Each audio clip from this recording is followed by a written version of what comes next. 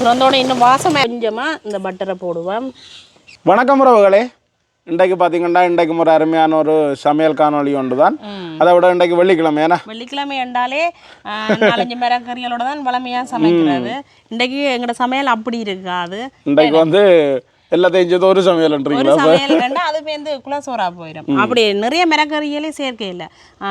என்ன செய்ய போகிறோம்னு சொல்லி சொன்னால், இன்றைக்கு தக்காளி பழம், அதாவது தக்காளி பழம் வெங்காயம் மட்டும் வச்சு நல்ல ஒரு தக்காளி சோறு, அதாவது தக்காளி பிரியாணி என்று கூட சொல்லிக்கொள்ளலாம். ஏன்னா அந்த பிரியாணிக்கு செய்கிற நாங்கள் அந்த மசாலா எல்லாம் போட்டு தான் செய்ய போகிறோம். நல்ல ஒரு தக்காளி பிரியாணி தான் செய்ய போகிறோம். அதோட நல்ல ஒரு தயிர் சம்பல், என்ன அதோட இதை தக்காளி சாதம்னு சொல்லுவேன். சில இடங்கள்ல அந்த தக்காளி சாதம், அது கூடுதலாக தமிழ்நாட்டு பக்கங்களில் சாதம் அப்படின்னு எல்லாம் சொல்லிக்கொள்ளும். சோறே சாதம்னு தானே பொதுவாக சொல்றது. நாங்கள் தக்காளி சோறுன்னு சொல்லுவோம். நாங்கள் தக்காளி சோறுன்றே சொல்லிக்கொள்ளுவோம். அதான் இன்றைக்கு நாங்கள் செய்து காட்டப்போம். அப்படியே தொடர்ந்து காணொலியை பார்ப்போம். அதோட தக்காளி பழம் மெலி விற்பேன். என்ன நாங்கள் இப்போ கடையில் வந்து ஒரு மாசத்துக்கு முதல்ல 1200 ரூபா தக்காளி பழம் இன்றைக்கு 140 ரூபா. 140 ரூபா. இப்போ நாங்கள் கடையில் இப்போ பெரிய சந்தைகள் அதுகளில் வாங்க இன்னும் இந்த விலை வந்து குறைவாக வாங்கி கொள்ளலாம். உங்களோட இடங்கள்ல என்ன விலைன்னு கமெண்ட்ஸ் பண்ணுங்க. அப்பதான் எங்களுக்கு தெரிஞ்சு கொள்ளக்கூடிய மாதிரி இருக்கும். அப்போ நாங்கள் தொடர்ந்து அப்படியே காணொலியை பார்ப்போம். நாங்கள் தக்காளி சோறு செய்ய போகிறோம். 2 கிலோ தக்காளி பழம் அளவில் எடுத்துருக்கிறோம். ஆனால் 1.5 கிலோ அரிசிலாம் செய்ய போகிறோம். என்ன அரிசின்னு பார்த்தீங்கன்னா பொன்னி அரிசி, அதாவது இந்த பால் பொன்னி அரிசிலாம் செய்ய போகிறோம். அதுக்கு வந்து 2 கிலோ தக்காளி பழம் போட போகிறோம். சரிக்கு சமமாக போட்டுக்கொள்ளலாம். ஆனால் தக்காளி பழம் வந்து கொஞ்சம் கூடுதலாக போட்டுக்கொள்ளலாம். நாங்கள் அதனால் வந்து 2 கிலோ எடுத்துருக்கிறோம்.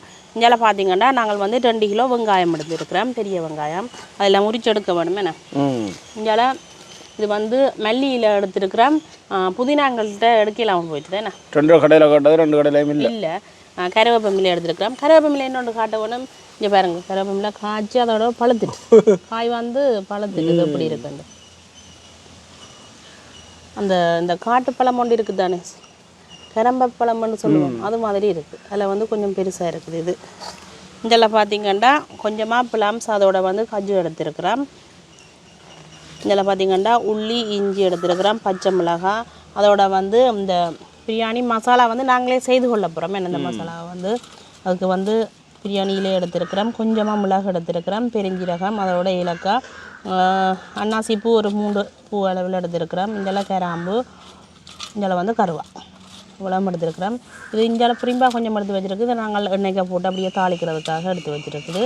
அதே பொருள் தான் இதுக்குள்ள வந்து பெருஞ்சீரம் சேர்க்கையில் மற்ற எல்லாத்துலேயும் 1-2 எடுத்து வச்சுருக்கிறோம். நாங்கள் இப்போ தக்காளி பழத்தையும் வெங்காயத்தையும் நல்லா சின்னஞ்சினா அரைஞ்செடுக்க வேணும். தக்காளி பழத்தை அந்த அரைச்சும் போட்டுக்கொள்ளலாம். ஆனால் சின்னஞ்சினா வெட்டி போட்டு போடக்க எங்களுக்கு ஒரு சிலது வந்து கடிபடுமில்லோ, அது வந்து நல்லா இருக்கும். அதனால் வந்து நாங்கள் சின்னஞ்சினா வெட்டி எடுப்போம். தக்காளி பழத்தை நல்லா வடிவாக கழுவி எடுப்போம்.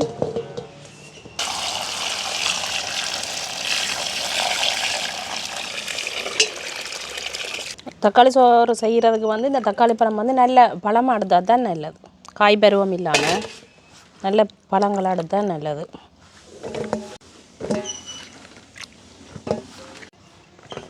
இப்போ நாங்கள் கழுவி எடுத்த தக்காளி பழத்தை வெட்டி எடுப்போம். இந்த மூல் பகுதி தேவையில்லை. அதே சமயம் இந்த நடுவில் இருக்குதானே இந்த பகுதி, இதுவும் வந்து எங்களுக்கு வேண்டாம்.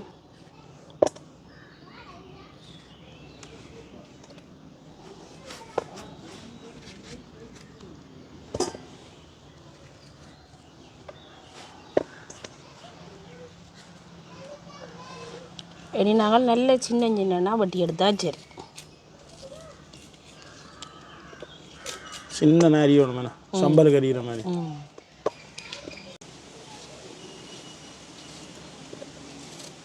இஞ்சால வந்து மாமி வெங்காயம் முடிச்சு கொண்டிருக்கிறா. அதோட தக்காளி பழமும் பட்டு கொண்டிருக்கு. நிறைய கண்டபடியாக கொஞ்சம் நேரம் செல்லுது தானே. மதிய சாப்பாடு இன்றைக்கு எல்லாருக்குமே இது தானே. இப்போ எல்லாரும் இன்றைக்கு பங்கு கொண்டா தான் வேலைக்கு சமையல் முடிக்கலாம், சாப்பிடலாம். அதை விட ஒருபடியாக நாங்கள் வந்து 2 கிலோ தக்காளி பழமும் வெட்டி எடுத்துட்டோம். இதில் வந்து வெங்காயமும் வெட்டி எடுத்துட்டோம். அதோட வந்து பச்சை மிளகாயும் வெட்டி எடுத்துருக்குது.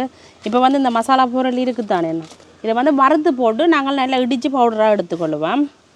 இன்றைக்கு நாங்கள் இந்த அடுப்பில் தான் செய்ய போகிறோம். ஏன்னா அந்த தக்காளி சோறு வந்து ஒரு டாசர்லாம் செய்ய போகிறோம், சின்ன டாசரில். அப்போ அதுக்கேற்ற மாதிரி இந்த கல்லுலாம் இன்றைக்கி அடுப்பு மூட்ட போகிறோம், கல்லை வச்சு. அடுப்பெரிய தொடங்கிட்டுது. நாங்கள் இந்த தாஜுகளை வந்து வறுத்தெடுக்கிறதுக்காக சின்ன தாஜை வச்சுருக்கிறோம். நாங்கள் எடுத்து வச்சு இந்த மசாலா பொருள் எல்லாத்தையுமே போடுவோம். பெருஞ்சீரகத்தை மட்டும் நாங்கள் கடைசியாக போடுவோம். ஏன்னா பெருஞ்சீரகம் வேகமாக கறியிடும் எங்களுக்கு.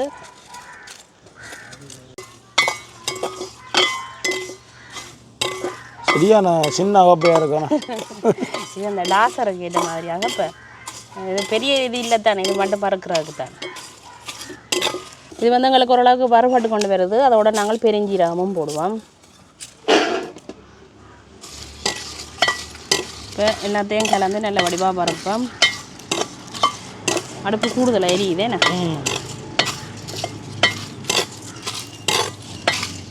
எங்களுக்கு வறுபட்டது காணும். நாங்கள் இப்படியே இறக்குவோம்.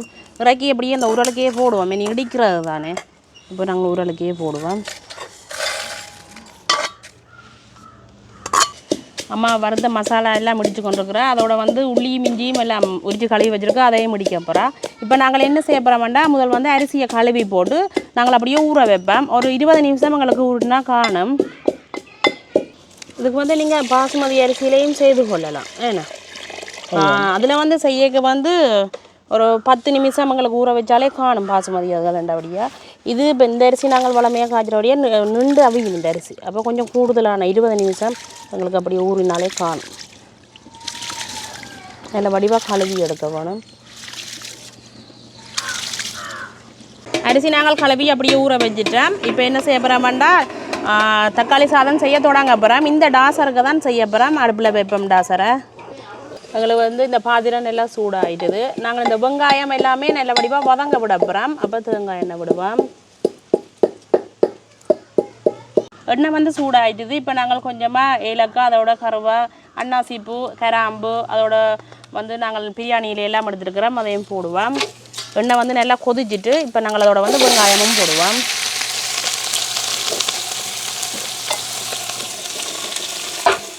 வெங்காயத்தை இப்படியே நல்ல வடிவாக நாங்கள் பிரட்டி விடுவோம். வெங்காயம் எங்களுக்கு நல்லா வதங்கவும்.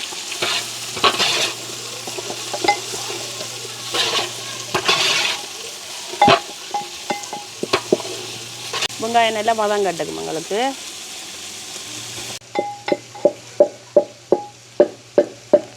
எங்களுக்கு வந்து வெங்காயம் அப்படியே நல்லா வதங்கி கொண்டு வந்துட்டுது. இப்போ என்ன செய்ய போகிறோம்னா, வட்டி வச்சுருக்கிற பச்சை மிளகாயை போட்டுக்கொள்ளுவோம். அதையும் அப்படியே நல்ல வடிவாக பிரட்டி விடுவோம்.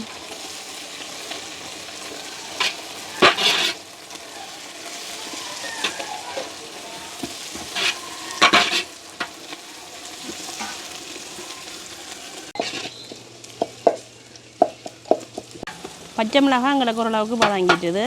இப்போ என்ன செய்ய போகிறோம்னா, வட்டி வச்சுருக்கிற தக்காளி பழத்தை தான் இதோட சேர்க்க போகிறோம்.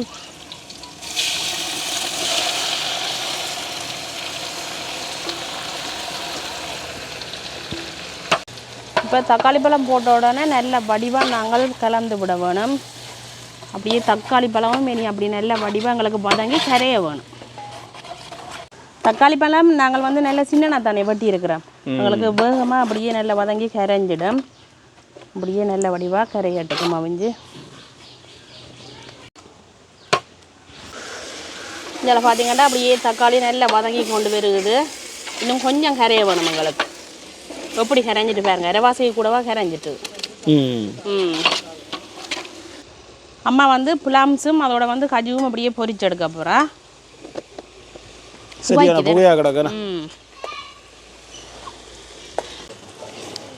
தக்காளி வந்து எங்களுக்கு நல்லா வதங்கி கரைஞ்சிட்டுது. இப்போ என்ன செய்ய போகிறோம்னா, இந்த தக்காளி சோறுக்கு தேவையான அளவு நாங்கள் உப்பு சேர்ப்போம். அதோட வந்து நாங்கள் இடித்து வச்சிருக்கிற மசாலாவை சேர்ப்போம். இதுதான் அந்த இன்னும் சுவையாக கொடுக்குறது. அதோட என்ன செய்ய போகிறோம்னா, கொஞ்சமாக நாங்கள் தயிர் விடுவோம். கிணக்க வேண்டாம், ஏன்னாடா இப்போ தக்காளி பழம் புளி தானே எங்களுக்கு. அப்போ கொஞ்சமாக நாங்கள் தயிர் சேர்ப்போம். இப்போ இதை வந்து நல்ல வடிவாக நாங்கள் கலந்து விடுவோம். டாசர் கொஞ்சம் உயரம் வந்தபடியாக எட்டுது இல்லை.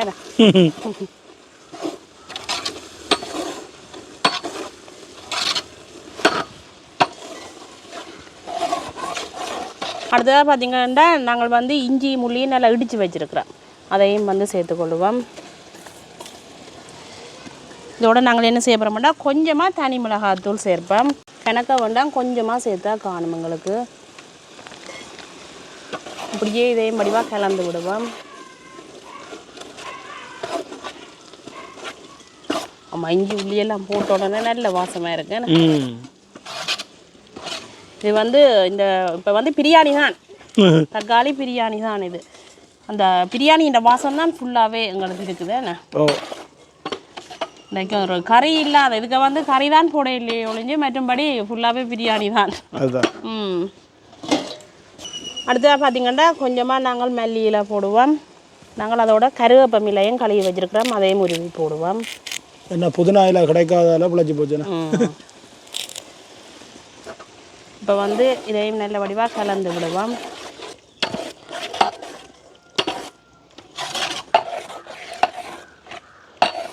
இப்போ வந்து நாங்கள் ஊற வச்ச அரிசியை தான் போட போகிறோம். அரிசியை போட்டுட்டு நாங்கள் தண்ணி விடுவோம்.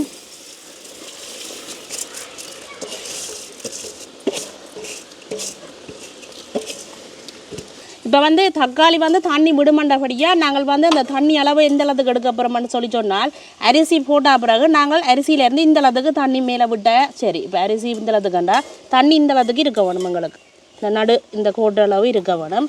அந்த அளவுக்கு நாங்கள் தண்ணி விடுவோம். இப்போ தண்ணி விட்டுட்டோம் பாருங்க, டக்குன்னு ஒருக்கா நான் வச்சு காட்டுறேன்னு என்ன இங்கே இந்த அளவுக்கு நின்றா சரி. இங்கே இந்த அளவுக்கு தண்ணி நின்றா சரி. இப்போ எங்களுக்கு கணக்காக வரும். இப்படியே நாங்கள் ஒருக்கா வடிவாக கிண்டி போட்டு மூடி விட்டா சரி.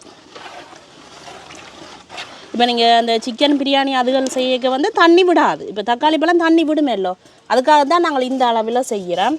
இப்படியே நாங்கள் மூடி விடுவோம். ஒரு 15 நிமிஷத்தால் நாங்கள் திறந்து பார்க்க சரி. அப்போ வந்து ஒரு அரைவாசிக்கு கூடவா அரிசி அவிஞ்சிருக்கேங்க நாங்கள் தம்போட ரெடி ஆகுவோம். இப்போ எங்களுக்கு ஒரு கிட்டத்தட்ட ஒரு 15 நிமிஷம் ஆகிட்டு தானே திறந்து பார்ப்போம். சுடுது. ஆமாம் இப்படி வந்திருக்குன்னு பார்த்தீங்களோ, அவங்க கணக்காக வந்துருக்குது பாருங்க. இப்படி இருக்குன்னா ஆனால் இனி தம்போட சரியாக இருக்கும் எங்களுக்கு. தண்ணி மட்டத்துக்கு கொஞ்சம் கீழே நிற்கிது, தம்போட கணக்காக வரும் எங்களுக்கு. இப்போ என்ன செய்ய போகிறோம்னு சொல்லி சொன்னால், இப்படியே நாங்கள் பரவி விட்டுட்டு இந்த பொரிச்சு வச்சிருக்கிற இது இருக்குது தானே பிளம்ஸும் கஜு, இது வந்து அப்படியே பரவ போகிறோம். இது வந்து மேலதிக சுவைக்காக தான் போடுறோம். இதுக்குள்ள வந்து நீங்கள் வெங்காயமும் பொரித்து போட்டுக்கொள்ளலாம். இதெண்டா இப்போ சின்னாக்கள் கொஞ்சம் விரும்பி சாப்பிடுவீங்க நம்ம இதுகளெண்டா.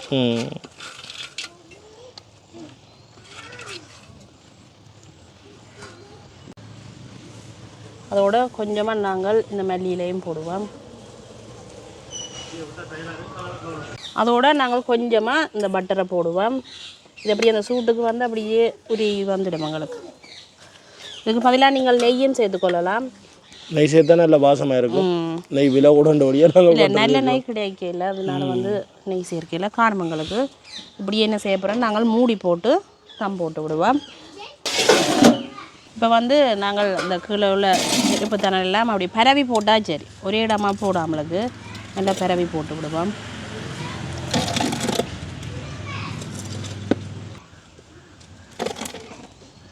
இந்த தம் வந்து எங்களுக்கு ஒரு 20 நிமிஷம் தமிழில் இருந்தால் காணும். 20 நிமிஷத்துக்கு பிறகு நாங்கள் தம்மோட வச்சு பார்ப்போம். என்ன என்னென்னு பார்த்தீங்கன்னா அங்கே அடுப்பில் சாப்பாடு கிடக்குது, இங்கே மழை கொட்ட வலிக்கிட்டுது. மழையை பாருங்கள். கடைசியில் வந்து குடை பிடிக்க வேண்டியதாக போச்சுண்ணே. உண்மையா திடீரென வந்துட்டு மழை. முந்தைய காலங்களில் மழை வரைக்கும் கொஞ்சம் இருட்டும் அப்படியெல்லாம் செய்து தான் மழை பெறும். வெயில் அரைச்சோன்றக்கவே மழை வந்துடுது. நாங்கள் இந்த அளவுக்கு வந்தது அதானதான். இப்போ இன்னொரு 2-3 நிமிஷத்துல எங்களுக்கு தம்முடைக்க சரியா இருக்கு. கிட்டத்தட்ட எங்களுக்கு ஒரு 15-14 நிமிஷம் ஆயிட்டுது. ஒரு இன்னும் 2-3 நிமிஷத்தால இறக்கி உள்ளுக்கே இருந்து சாப்பிடுவோம். என்ன மழை வந்ததாலே என்ன செய்யறேன்னு தெரியல. குடை பிடிச்சி கொண்டு இருக்க வேண்டிய கட்டம் வந்துட்டு. இப்போ இன்னும் கொஞ்சம் அடுப்புக்குள்ள தண்ணி வர போதா? தண்ணி வர போதா, அதுக்கடையில நாங்கள் இறக்கிடுவோம். ஆனால் நேரம் கொஞ்சம் சரியா வந்துட்டு இப்போ நாங்கள் ஒரு திறந்து பார்ப்போமே, நான் தம் உடைப்போம். இப்போ தம் துறக்கிறோம், உடைக்கிறோம். அதான். அம்மா திறந்தோட இன்னும் வாசமாக இருக்கேனே, நல்ல வாசம் கொண்டு வருது எனக்கும் வருது. எப்படி வந்திருக்கேன்னு பாருங்க, எங்களுக்கு எப்படி வந்திருக்கேன்னு பார்த்தீங்கன்னா சூப்பராக தான் வந்திருக்குது. இப்போ பார்த்தீங்கன்னா அப்படியே நல்ல வடிவாக தம்மருக்க உடைச்சி விடுவோம் பாருங்க இப்படி இருக்கான்னு. அப்படி பொழுகொலண்டு தான் இருக்குது சோறு. என்ன குளியெல்லாம் ஒட்டையில் இப்படி வந்துருக்குதாண்டு. மழையாண்டாலும் பரவாயில்லை, குடா பிடிச்சாலும் பிரியோசனம் இருக்குதா. இப்போ நாங்கள் வீட்டுக்கு உதவி கொண்டு போவோம் ஓ எப்படியான அந்த சோறெல்லாம் நல்ல உதிரி உதிரியா நம்ம கொஞ்சம் பயந்துடான்னு என்னன்னு சொல்லி சொன்னால் மழை வந்துட்டேலோ பாருங்க எப்படி இருக்காண்டு பாருங்க. இன்னும் கொஞ்ச நேரம் பச்சா இனி தண்ணி ரம்பிடும் டாசருக்குள்ளே கொண்டு போவோம் நாங்கள். இது பதமா வந்து இந்த மழை தண்ணி நீரம்பிடும் ஆனால் கொஞ்சம் மழை விட்டு கொடுக்குது இப்போ என்ன. ஓ இப்போ நாங்கள் இனி கொண்டே சாப்பிடுவோம்.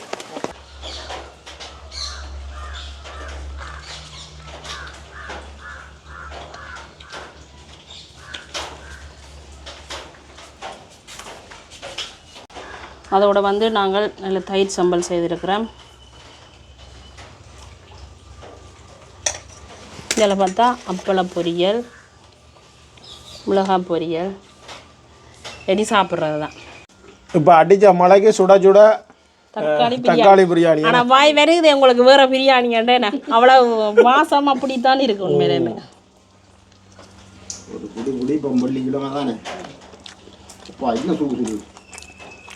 சுட சுட தானப்பா சாப்பிட நல்லா இருக்கும். புளிப்பு வருது, டக்காண்டு ப்ளம்ஸ் கடைவிட இனிப்பு வருது.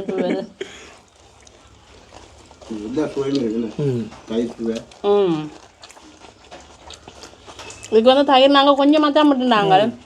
நல்லா இருக்கு, நல்ல தரமாக இருக்கு. தயிர் சம்பளோட அப்படியே குழச்சி சாப்பிடக்க நல்ல டேஸ்ட்டாக இருக்கும். அப்படியே என்ன வருது அது அந்த பிரியாணி மசாலா மசாலா மழைக்கு சரியா ஒக்கையாக கிடக்கு. அதை விட இன்னொன்று இந்த அரிசி இருக்குல்ல, இது வந்து கிட்டத்தட்ட அந்த நீட்டு சோறா தான் பெறும். இந்த பாசுமதி சோறு இருக்குல்ல அது மாதிரி தான் பெறும். இது தனியாகவே இப்போ நீங்கள் பாசுமதியில் இல்லாட்டி பால் பண்ணிடலான்னு செய்யணுமெண்டு இல்லை. கீரி சம்பா அந்த சம்பா அரிசி வகையில் எல்லாத்துலேயுமே செய்து கொள்ளலாம்.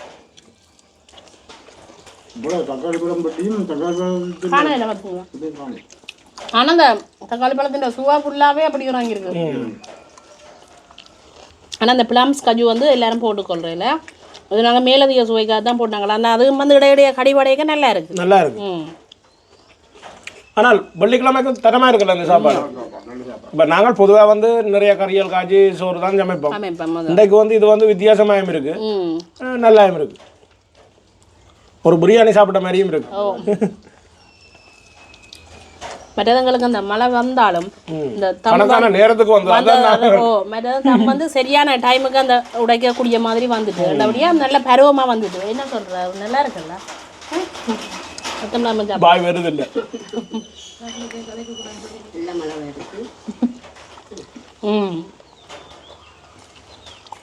உண்மையிலேயே பார்த்தீங்கன்னா இன்றைக்கு ஒரு அருமையான ஒரு சாப்பாடு. என்ன சோக்கான சாப்பாடு இன்றைக்கு. அப்போ நாங்கள் இதோட இந்த காணொலியை முடிச்சு கொள்வோம். இதோட இந்த காணொலியை முடிச்சு கொள்வோம். நன்றி, வணக்கம்.